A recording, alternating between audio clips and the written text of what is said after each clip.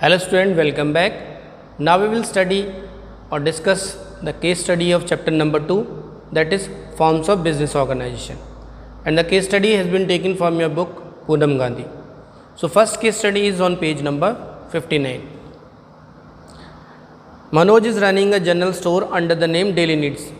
मनोज एक general store चला रहा है, जिस जनरल स्टोर का नाम है डेली नीड्स, लोकल मार्केट के अंदर. He takes all decision about business himself. सारे बिजनेस के डिसीजन वो खुद ही लेता है, without any interference from others. दूसरों का इंटरफियरेंस इसमें नहीं है इसके बिजनेस में. And gets all profit as a reward. और सारा प्रॉफिट रिवार्ड की फॉर्म में उसे मिलता है क्योंकि वो रिस्क बियर कर रहा है. In the context of above case identify and define the forms of business. तो इसमें हमें आइडेंटिफाई करना है कौन सा बिज़नेस है, फिर उसे डिफ़ाइन करना है. ठीक है, जो मनोज जो बिज़नेस कर रहा है इसके स्टडी में, उसको आइडेंटिफाई करना और उसे डिफ़ाइन करना. तो देखिए इसमें साफ दे रहा है कि मनोज खुद रिस्क ले रहा है, किसी अपने डिसीजन खुद ले रहा है, किसी से कंसल्टिंग कर रहा है, प्रॉफिट भी उसका, और जो रिस्क बियर कर रहा है वो उसी का ही है. It mean sole proprietorship. ये सोल प्रोप्राइटरशिप है जिसमें जो बिज़नेस का ओनर होता है वही पैसे लगाता है, वही रिस्क बियर करता है, प्रॉफिट भी उसी का. ठीक. नाउ सेकंड है स्टेट एनी 4 फीचर्स. तो 4 फीचर्स बता दीजिए. इसमें जो प्रोप्राइटरशिप के जो 4 फीचर्स होते हैं वो है one man control, single ownership. ठीक है, फॉर्मेशन एंड क्लोजर के लिए बताए कभी भी खोल सकते हैं, कभी भी बंद कर सकते हैं. अनलिमिटेड लायबिलिटी, लायबिलिटीज़ की अनलिमिटेड होती है. अगर लॉस होगा बिजनेस में तो वो लॉस में बिज़नेस के एसेट्स तो बेचे ही जाएंगे, पर्सनल एसेट भी बिक सकते हैं. उसके अलावा इंडिविजुअल रिस्क बियरिंग, वो अकेला ही सारा रिस्क बियर करता है. और वन मैन कंट्रोल में बता ही चुका हूँ. और no separate legal entity. Separate legal entity नहीं होती है. जो बिज़नेस है, ओनर है, वो एक ही बात है. बिज़नेस का लॉस, ओनर का लॉस. ना case study number 2. Shri Ram started a confectionery business very few year back. Shri Ram ने एक कन्फेक्शनरी बिजनेस स्टार्ट करा कुछ साल पहले. Due to continuous losses in the business he decided to close the business. लेकिन उसके बिजनेस में बहुत ज़्यादा कंटिन्यूस लॉस हुआ, जिसकी वजह से उसने डिसाइड करा कि मैं अपने बिजनेस को बंद कर दूंगा. He owns 4 lakhs to suppliers from who he had been taking goods on credit. Supplier firm से उसने 4 लाख के गुड्स खरीदे थे उधार में, वो उसे देने हैं. His business fund are insufficient to repay the debt. उसके जो बिजनेस फंड हैं वो इनसफिशिएंट है कि पूरे 4 लाख रुपए नहीं दे पाएगा. ठीक. Can supplier recover the fund from personal assets of Shri Ram. क्या सप्लायर अपने फंड की रिकवरी वो श्री राम के एसेट्स को बेचकर ले सकता है कि नहीं. ठीक है, ये क्वेश्चन पूछा जा रहा है. और as his business assets are insufficient, क्योंकि उसके जो बिजनेस के एसेट्स हैं वो सफिशिएंट नहीं है, पूरे 4 लाख के 4 लाख नहीं मिल पा रहे हैं. तो क्या सप्लायर रिकवर कर सकता है उसके पर्सनल एसेट से? बिल्कुल कर सकता है. यस, इसमें आंसर आएगा yes. Supplier can recover his डेप्ट फ्रॉम हिज पर्सनल प्रॉपर्टी. उसकी पर्सनल प्रॉपर्टी से डेप्ट रिकवर कर सकता है श्री राम की, as he is a sole proprietor, क्योंकि सोल प्रोप्राइटर है. और सोल प्रोप्राइटर का एक फीचर है कि unlimited liability. Unlimited liability means उसको अपने पर्सनल एसेट्स भी बेचने पड़ सकते हैं डेप्ट चुकाने के लिए. ना page number 61. Case study number 1. Mister Sumit Grover owns an ancestral property. Sumit Grover है, उनकी एंसेस्ट्रल प्रॉपर्टी है गोवा के अंदर. On the advice of his friend he converted it into a hotel after renovation. अपने फ्रेंड्स की एडवाइस पर उसने वो उस प्रॉपर्टी को, एंसेस्ट्रल प्रॉपर्टी को होटल में कन्वर्ट कर दिया. The hotel was running smoothly and revenue from the hotel help to increase his income. और होटल बहुत अच्छा चलने लगा, उससे रेवेन्यू भी आया, अच्छा खासा इनकम होने लगी. On his death the property was inherited by his 3 son. Death के बाद उसकी जो प्रॉपर्टी थी वो उनके सन में डिस्ट्रीब्यूट कर दी गई. Elder son Raj, second Sameer और younger son Rahul. Who continue the business as a joint Hindu family business. उन्होंने इसको जॉइंट हिंदू फैमिली बिजनेस बना दिया. प्रॉपर्टी तीनों की है, तीनों ने इसको बिजनेस को हिंदू फैमिली बिजनेस में कन्वर्ट कर दिया. क्वेश्चन क्या है देखिए. Name the law which govern the Hindu joint Hindu family business. Joint Hindu family business को गवर्न करने के लिए कौन सा लॉ लगता है? वो है हिंदू सक्सेशन एक्ट 1956। 1956 का हिंदू सक्सेशन एक्ट लगता है इस वाले बिजनेस में। फिर next question, who among the 3 brothers have right to continue the business? तीनों में से किसके पास अधिकार है बिजनेस को चलाने का? तो जो एल्डेस्ट है वही सारे बिजनेस के डिसीजन लेगा, उसको कर्ता बोला गया है। ठीक है, Hindu joint Hindu family business में karta is the eldest male in the family who take entire decision, सारे डिसीजन वही लेता है। ठीक है, so eldest son Raj has a right to control the business. तो जो बड़ा बेटा राज है वो उसको पूरा अधिकार है, वो बिजनेस को चला सकता है, and he will be called as karta, उसको कर्ता बोला जाएगा। नेक्स्ट है, what will be the liability of 3 brothers? तीनों ब्रदर्स की अपनी अपनी लायबिलिटी बताइए। बड़ा बेटा जो राज है वो कर्ता है, उसकी लायबिलिटी अनलिमिटेड हो गई। बाकी के दोनों जो बेटे हैं, ठीक है, समीर और राहुल, इनकी जो लायबिलिटी है वो लिमिटेड रहेगी up to the extent of shares contributed, इतना शेयर कंट्रीब्यूट करा गया। Next case study is on page number 68 पर केस स्टडी देखिए। A, B and C are partners. A, B और सी 3 पार्टनर्स हैं फर्म के अंदर। मैन्युफैक्चरिंग ऑटो पार्ट्स, वो ऑटो पार्ट्स बनाते हैं। Their firm is not registered, इनकी फर्म रजिस्टर्ड नहीं है।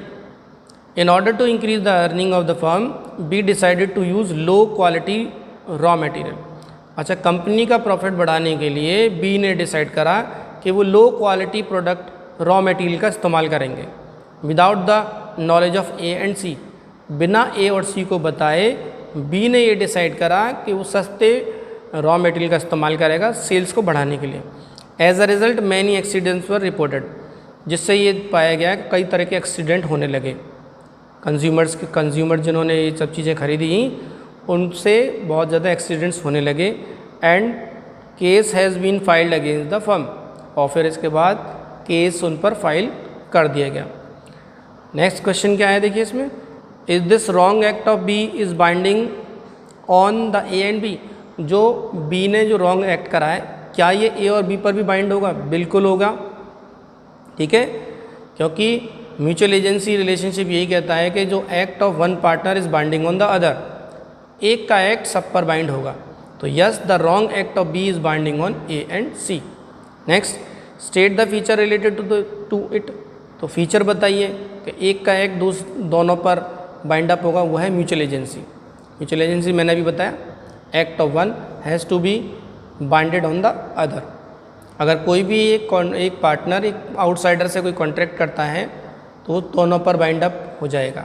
अगर उसने कॉन्ट्रैक्ट करा या रॉ मटेरियल ख़राब इस्तेमाल करे तो वो कहीं ना कहीं उसकी जिम्मेवारी दोनों पार्टनर्स को भी लेनी पड़ेगी। Next question, can consumers file case on unregistered firm? क्या अनरजिस्टर्ड फर्म में कंज्यूमर केस फाइल कर सकते हैं?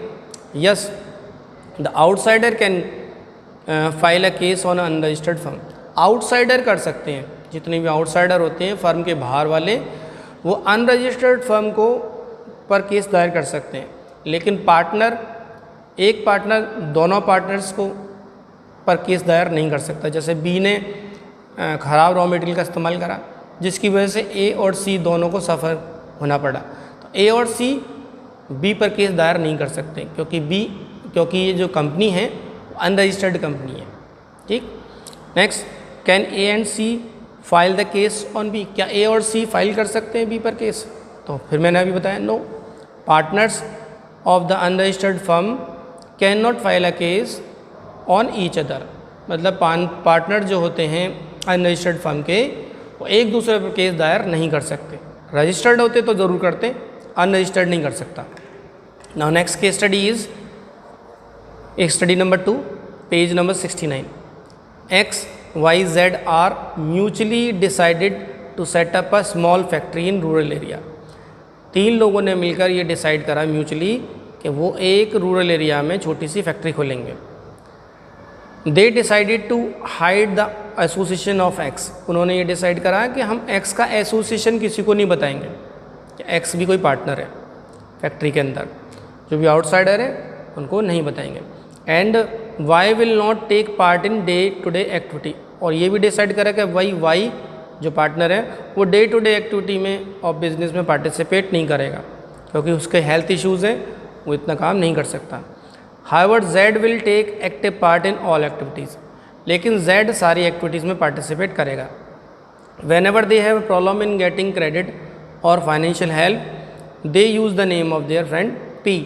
अगर एक्स वाई जेड इन तीनों को कभी भी कोई फाइनेंशियल प्रॉब्लम आएगी तो वो अपने फ्रेंड पी का नाम इस्तेमाल करेंगे लोन के लिए, फाइनेंशियल इंस्टीट्यूशन से लोन लेने के लिए वो आपका नाम अपना यूज़ कर सकते हैं, ठीक है।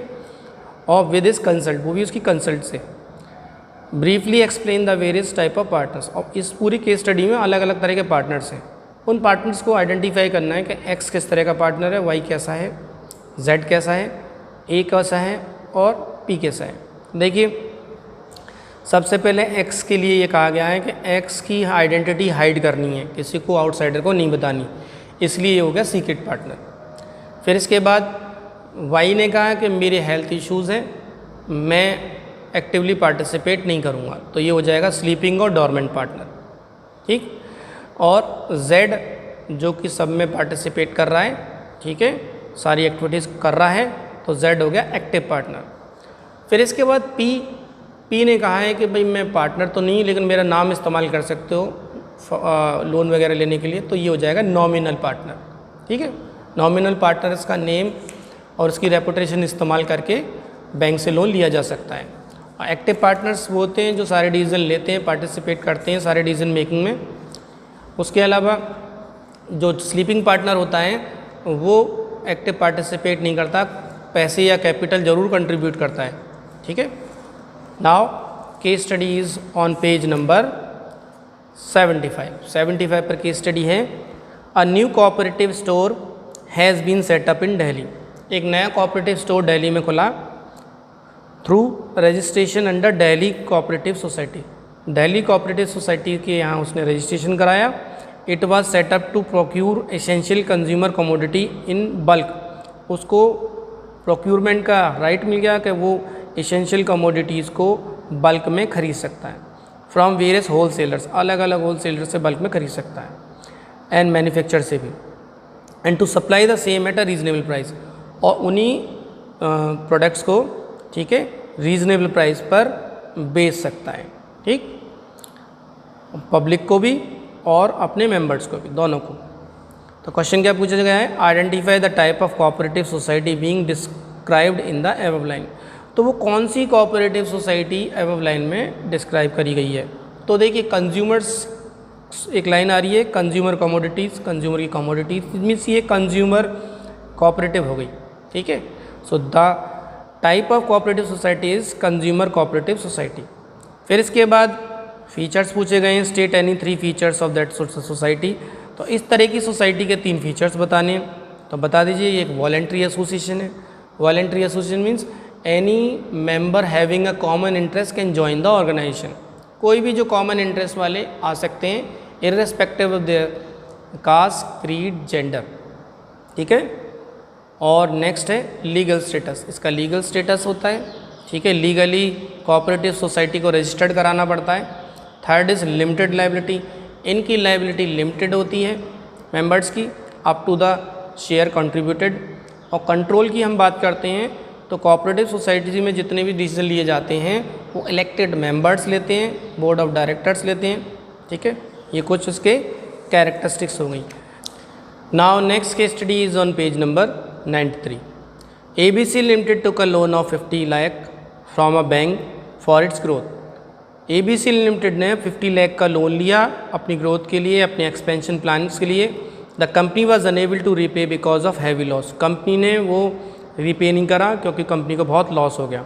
The company asked his share holder to come forward and contribute towards repayment of loan. Company ने शेयर होल्डर से कहा कि आप आइए और हमारी लोन पे करने में मदद करिए। The share holder refuse as they had already paid the full amount due on the shares. तो शेयर होल्डर ने रिफ्यूज़ कर दिया, उन्होंने ये कहा कि हमने तो जो भी ड्यूज़ थे वो सारे ड्यूज़ क्लियर कर दिए हैं, शेयर्स के जितने पैसे बकाया थे वो बकाया पैसे सारे दे दिए हैं, अब वो किसी भी तरह का लॉस की भरपाई नहीं करेंगे। Bank filed a case against ABC limited, bank ने केस दायर कर दिया ABC लिमिटेड पर, ठीक है। The court said that the company could not call share holder, और कोर्ट ने कहा कि कंपनी शेयर होल्डर को कॉल नहीं करेगी to repay the loan, loan repay करने के लिए, as they have unpaid amount of share, क्योंकि जो अनपेड अमाउंट था वो तो ऑलरेडी उन्होंने दे दिया है। It was the duty of ABC limited, ये ड्यूटी है ABC लिमिटेड की कि वो to use company's assets, company के एसेट्स बेचे और लोन चुकाए। Now the question a is in the above case what kind of liability is enjoyed by the share holder of ABC limited. तो ABC limited के जो share holders हैं वो किस तरह की लायबिलिटी इंजॉय कर रहे हैं, तो वह है limited liability. Limited liability means the liability is up to the capital contributed और up to the share they had purchase. जो शेयर उन्होंने परचेज करे हैं उन तक की लायबिलिटी होती है शेयर होल्डर्स की, इसलिए लिमिटेड लायबिलिटी। वो लोन नहीं चुकाएंगे, ठीक है, लोन की लायबिलिटी उनकी नहीं है। Which feature of company protect share holders, तो कौन सा फीचर है कंपनी का जो शेयर होल्डर को प्रोटेक्ट कर रही है, या owner of the business not to pay, जो ओनर ऑफ द बिजनेस वो भी पे नहीं करेगा, वो है सेपरेट लीगल एंटिटी। कंपनी एक सेपरेट लीगल एंटिटी है, इट मीन्स कंपनी के बिहाफ पर एसेट्स खरीदे जा सकते हैं, बेचे जा सकते हैं, ठीक है। और at the time of winding up सब कंपनी के सारे एसेट्स बेचे जाएंगे और बेचने के बाद सबका लोन वगैरह और जो भी क्रेडिट्स हैं वो चुकाए जाएंगे। Next case study number 2, Youngistan private limited, the famous group of promoters submitted an application to the registrar of the company for the approval of the name for shoe manufacturing company. Registrar के पास गए और उन्होंने कहा कि हमें name approve कराना है अपनी कंपनी का। दे चूज़ नाइकी लिमिटेड, उन्होंने जो नाम चूज़ करा वो था Nike limited as the name of the company so as to increase the sales because Nike was a well known and well establish brand, क्योंकि नाइकी वेल नोन और well establish brand है, तो उन्होंने ये कहा कि हमें तो ये नाम चाहिए। अब क्वेश्चन क्या है देखिए, who select the name of the company, कौन सेलेक्ट करता है नेम, तो यानी कि नेम अप्रूवल प्रमोटर करता है। प्रमोटर आइडिया को कंसीव करता है, आइडिया की फिजिबिलिटी चेक करता है, नेम अप्रूवल जो भी डॉक्यूमेंट्स चाहिए सारी चीज़ प्रमोटर करता है, इसके लिए प्रमोटर आ जाएगा इसमें answer. Would the propose name be accepted by the registrar, का रजिस्ट्रार ये नेम एक्सेप्ट कर लेगा, अप्रूव कर देगा, नहीं। No two company have a same name, दो कंपनियों का सेम नेम नहीं होना चाहिए, इसलिए रजिस्ट्रार उसको ये नेम अप्रूव करने को वो इजाज़त नहीं देगा, ठीक है। So the selected name of the company is not accepted, तो जो सेलेक्टेड नेम है वो कंपनी का वो एक्सेप्ट नहीं होगा। Reason is the name of company should not be the identical और similar to close resembling the name of existing company, कोई भी एग्जिस्टिंग कंपनी के साथ अपनी कंपनी का नाम नहीं होना चाहिए, बिल्कुल रिजेंबलेंस नहीं होनी चाहिए। In this case name is too closely resembled, और इस केस में भी वो नेम जो है बिल्कुल क्लोजली रिजेंबल कर रहा है। जो एग्जिस्टिंग कंपनी है नाइकी का ही नेम वो लेने के लिए सोच रहे हैं, जबकि नाइकी वाला नेम एक्सेप्ट नहीं करा जाएगा, ठीक है, अप्रूव नहीं करा जाएगा। Now case study number 3, Bhuvan limited issue 5 lakh shares of 10 each. Bhuvan limited ने 5 लाख शेयर्स 10 रुपये के इशू करे, ठीक है, और सब्सक्रिप्शन कर दिया गया। Application along with money was received, application के साथ साथ पैसे भी रिसीव हो गए 4 lakh. Can company allot the share, क्या कंपनी शेयर्स अलॉट कर देगी? देखिए 5 लाख के शेयर्स इशू हुए और जो एप्लीकेशन मनी रिसीव हुई वो 4 लाख रिसीव हुई, तो हम ये चेक करेंगे क्या 90% रिसीव हुई।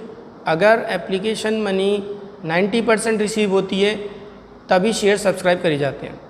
तो अगर हम 5 लाख का 90% निकालते हैं तो 5 into 90%, 5 lakh into 90% that is 4,50,000, 4.5 lakh रुपये आता है, जबकि एप्लीकेशन मनी जो रिसीव हुई है 4 लाख की। It means company share issue नहीं करेगी, उसको 90% मिनिमम अमाउंट रिसीव होना चाहिए विद इन 120 डेज़, 120 दिन के अंदर 90% पैसा आ जाना चाहिए, जबकि वो ऐसा पैसा रिसीव नहीं हुआ।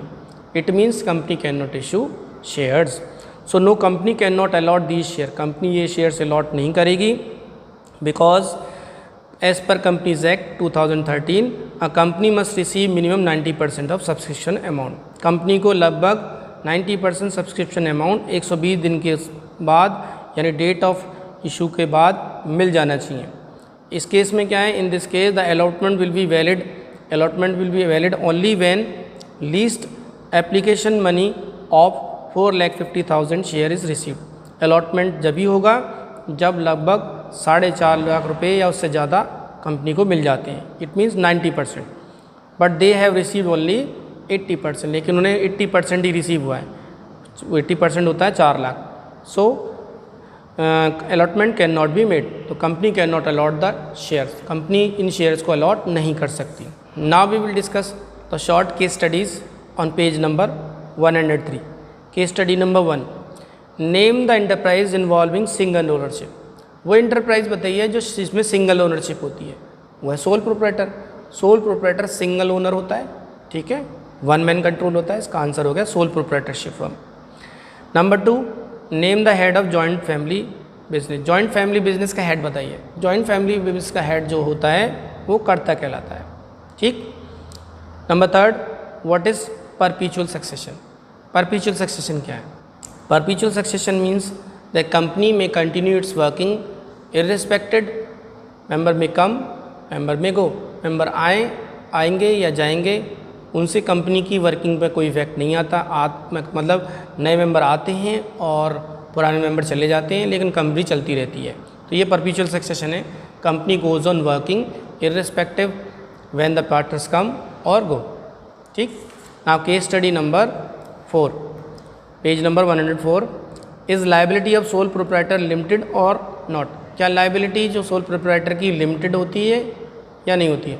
देखिए, लाइबिलिटी जो सोल प्रोप्राइटर की होती है वो अनलिमिटेड होती है, because during the time of losses they have to sell their personal assets. अपने पर्सनल एसेट्स भी बेचे जा सकते हैं। Next is name the person who keep his identity secret from outsider. वो पर्सन बताइए जो अपनी आइडेंटिटी आउटसाइडर से सीक्रेट रखता है, वो है secret partner. Now the next case study is name the partnership firm which is form to carry on special task और प्रोजेक्ट। वो पार्टनरशिप फर्म बताइए जो स्पेशल टास्क और प्रोजेक्ट से रिलेटेड होती है, वो है स्पेसिफिक पार्टनरशिप। स्पेसिफिक पार्टनरशिप हमेशा वो प्रोजेक्ट से रिलेटेड होती है। जब तक वो प्रोजेक्ट है और वो कैरिड आउट हो रहा है तब तक वो है पार्टनरशिप। जब वो प्रोजेक्ट ख़त्म हो जाएगा, partnership came to end, partnership ख़त्म हो जाएगी। Now name the basic document prepared in the partnership firm. वो बेसिक डॉक्यूमेंट बताइए जो पार्टनरशिप फर्म प्रिपेयर करती है, वो है partnership deed. Partnership deed is an agreement between partners. It includes the terms and condition of partnership, profit sharing ratio, gaining ratio, interest on capital, interest on drawing, सारी terms and conditions उसके अंदर होती है partnership deed के अंदर। कोई भी company चाहे तो अपने आप को रजिस्टर्ड करा सकती है और कभी चाहे तो वो रजिस्टर्ड नहीं करा सकती, क्योंकि रजिस्ट्रेशन कंपलसरी नहीं है। लेकिन अगर कंपनी रजिस्ट्रेशन करा लेती है तो उसे कुछ बेनिफिट्स मिलते हैं, जैसे कि वो लोन ले सकती है बैंक से। अनरजिस्टर्ड फर्म को इतनी जल्दी लोन नहीं मिलता, ठीक है। इसीलिए रजिस्टर्ड फर्म की हमेशा एक पार्टनरशिप डीड होनी चाहिए। बिना पार्टनरशिप डीड के रजिस्ट्रेशन पॉसिबल नहीं है। Next is case study number 8। Which form of business is suitable for a tailoring shop. Tailoring shop के लिए कौन सा सूटेबल फॉर्म ऑफ बिजनेस है? वो है sole proprietorship. Sole proprietorship firm या बिजनेस ही है जिसमें जो टेलर होता है वो सिंगल ओनर होता है, वही डीजल लेता है, वही सारा काम करता है, ठीक है। इसलिए सोल प्रोप्राइटरशिप होगा, ठीक है। इसमें पर्सनल अटेंशन की ज़रूरत पड़ती है। Next is registration of partnership firm compulsory. क्या रजिस्ट्रेशन पार्टनरशिप फर्म का कंपलसरी है? तो देखिए, रजिस्ट्रेशन मैंने भी बताया रजिस्ट्रेशन कंपलसरी नहीं होता है, लेकिन अगर कंपनी रजिस्ट्रेशन करा लेती है तो उसे कुछ बेनिफिट्स मिलते हैं। Next is name the form of business enterprise where there is separation of ownership and management. तो वो बिजनेस एंटरप्राइज बताइए जिसमें ओनरशिप और मैनेजमेंट सेपरेट होता है, तो वो है company form of business. Company form of business में ओनरशिप और मैनेजमेंट अलग अलग होता है। Next is who elect the board of director. Board of director joint stock company की कौन इलेक्ट करता है? वो हैं शेयर होल्डर्स। तो शेयर होल्डर्स ही मिलकर डायरेक्टर, बोर्ड ऑफ डायरेक्टर चुनते हैं जॉइंट स्टॉक कंपनी में। Name the smallest unit in which the capital of a company is divided. वो स्मॉलेस्ट यूनिट बताइए जिसमें कंपनी कैपिटल डिवाइडेड होती है, वो कहलाता है शेयर। यानी कंपनी की पूरी कैपिटल छोटे छोटे यूनिट शेयर्स में डिवाइड हो जाती है। What is the liability of karta in joint Hindu family business. Joint Hindu family business में लाइबिलिटी, कर्ता की लाइबिलिटी क्या होती है? कर्ता की लाइबिलिटी अनलिमिटेड होती है, क्योंकि सारे डिसीजन वही लेता है। जब कंपनी को यानी इस तरह के जॉइंट हिंदू फैमिली बिजनेस में लॉस होगा तो इसको अपने पर्सनल एसेट भी बेचने होंगे लॉस को चुकाने के लिए। Next question is what is the maximum number of partnership in partnership firm. Number of partners कितने होने चाहिए पार्टनरशिप फर्म में? Maximum. So maximum number in partnership firm is 20 and 10 in banking business. वैसे 20 होने चाहिए मैक्सिमम और banking में होने चाहिए 10। Now next is name the document called the doctrine of indoor management. वो डॉक्यूमेंट बताइए जिसको डॉक्ट्रिन ऑफ इंडोर मैनेजमेंट बोलते हैं। तो यह article of association. Article of association में rights and duties of managers, board of directors, employees होती हैं, इसलिए इसको डॉक्ट्रिन ऑफ इंडोर मैनेजमेंट बोला जाता है। What document is called the charter of the company. कौन सा document charter of the company कहलाता है? सो मेमोरेंडम ऑफ एसोसिएशन। ये memorandum of association charter of company बोला जाता है और इसको डॉक्ट्रिन ऑफ आउटडोर मैनेजमेंट भी बोलते हैं हम इसको। क्यों? क्योंकि आउटसाइडर को इन्फॉर्मेशन देता है। इसमें कंपनी के ऑब्जेक्टिव्स, उनकी पॉलिसीज़ सब मेंशन होती है। These are mention so that they can provide information to outsider. ठीक है। Next is name the document which invite general public to subscribe to the share. वो डॉक्यूमेंट बताइए जो जनरल पब्लिक को इनवाइट करता है कि वो शेयर सब्सक्राइब करें। दैट इज़ prospectus, वो होता है prospectus। Now other case studies we will discuss in the next video. Thank you.